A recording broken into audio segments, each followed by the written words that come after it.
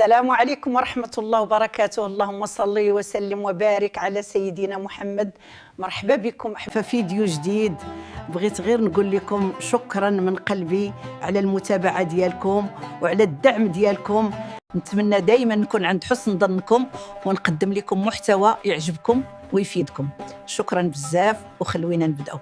كاينين ناس أقل منك في الموهبة وأقل منك في الذكاء ووصلوا الحوايج انت كتمنايها. علاش؟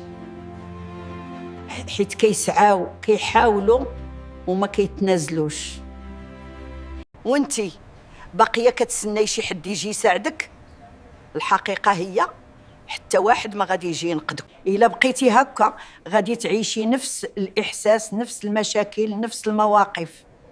دابا سمعيني مزيان، هاد العام خاصك تبداي بلا خوف، بلا تفكير زايد.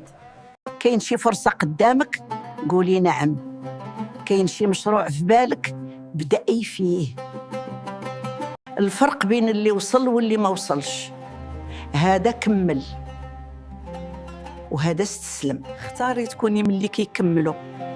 ربي كيشوف سعيك والنتيجة غادي تجي في وقتها، غير انتي ما توقفيش.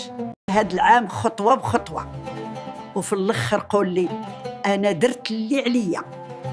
يلا نبدا، والله يوفق الجميع. وشكرا، الى اللقاء في حلقة قادمة.